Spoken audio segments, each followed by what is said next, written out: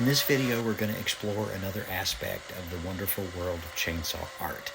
I'm excited to show you 4 debarking methods, the tools you'll need for each, and how I experimented with them to prepare for an eagle carving. Now stay with me to the end when I'll reveal a huge mystery tool that's not on this list that you won't expect. It surprised me how well it worked. Now, on for the experiments. All right, this cherry tree's been down for a while, so it's probably lost all of the green out of it that would make it easier to strip the bark, but I'm still gonna give it a try. So I've cleared one strip here to give me a place to try to get a chisel in and see if I can do that faster. It's probably not going to work out, but if it does, it'll be faster than the 15 minutes it's going to take me with this to get the bark off. So let's give it a try.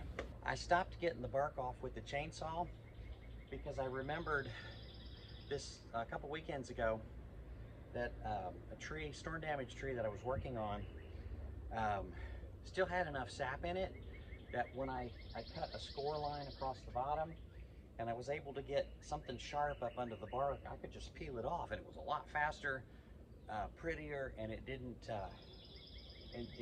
ruin my my width, which you can accidentally do when you're debarking with the chainsaw. You can get the log too narrow, and then you've got to adjust your design. So I don't know if this is going to work, but we're going to give it a try. I've got an older chisel. This isn't one of my nicer, sharper ones, and a mallet. We're going to give this a try, see if it does any good.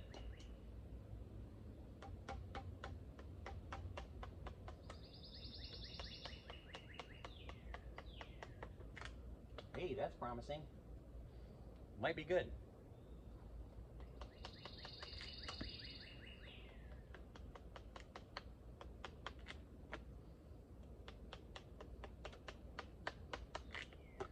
Have a little conversation with this hammer.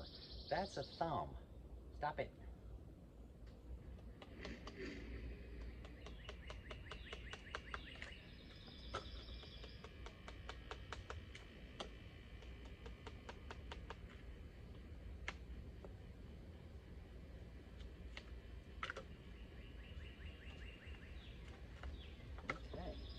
This is going to be good. Okay, so what I'm learning here is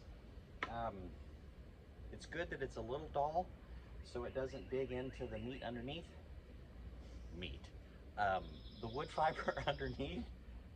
Not field dressing a deer. But it's sharp enough to get up under there so that even without the hammer, now once I've gotten it started, look at that. Isn't that cool? That's going to clean it right off of there quick.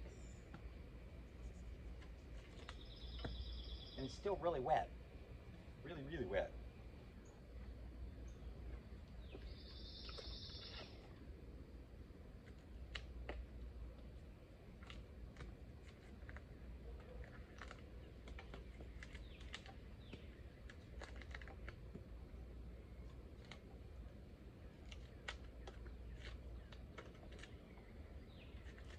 Trying to keep my left arm and my waist out of the way so that when I slip, I don't gouge my body.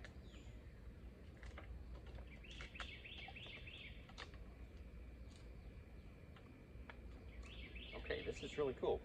I'm gonna cut it off now, and we'll be back to take a look at how to get this brown stuff off of here. I brought the camera up here really close because I wanted you to see this. See this white smooth here? So there was still enough moisture in the tree that some of this stuff, it just peeled off in big chunks. And then the other places on the tree, you can see there's this, it's like a brown, almost like fur. And so I'm still scraping some of it off, but then I wanted to show you this too. If I take the chisel and just scrape, a lot of it just comes right off. And this will allow me to, again, preserve the full diameter of the log and let it dry faster. What I've been thinking though, as I've been working here with the camera off, getting some of this stuff off of here, is that I'm gonna have to be really careful with this one to watch it as it starts to crack, because it'll start drying out really fast after I block it. But I still have to watch because it's gonna chuck and split, and it could very well, you know, split right down the eagle's beak or something, and that'll be hard to recover from. My wire brush was too puny to do any good, but while I was in there rooting around, I found this thing. It's a really coarse hand plane. I've never used it for anything before, don't know where I got it, but today is a cool opportunity to use it. And it's really taking that wet stuff off of there and preserving my diameter pretty good. You can see it's, even though it's almost soaked, it's so wet, it's still coming through there because it's so coarse. Pretty cool. Okay, one more tool. This little cool dude, I did order on purpose because I thought one day I might need it for something like this. I've never done this task before with this, and I forgot I had it. So I was messing around with this and trying to get the yucky stuff off of here, and I remembered. Look at that. And I don't get either of my fingers in the way. The other method was making my hands cramp. Either the chisel, I poked myself once trying to be aggressive and fast. This was pretty good. This little piece of something or another I found in my garage. But this is working much better. It is taking that soft, wet stuff off of there. Yeah. Well, learning. Just keep going, keep doing. This is what I encourage you all to do. If you're interested in doing any chainsaw art of your own, to very carefully just keep doing it. Just keep trying stuff. It's what I'm still doing. And learning, making beautiful art as we go. And I think I already mentioned that, maybe I did, there's a free download in the description down below. There we go, it's working. I'm gonna keep going. Debarking, bigger log, bigger tools, thicker bark.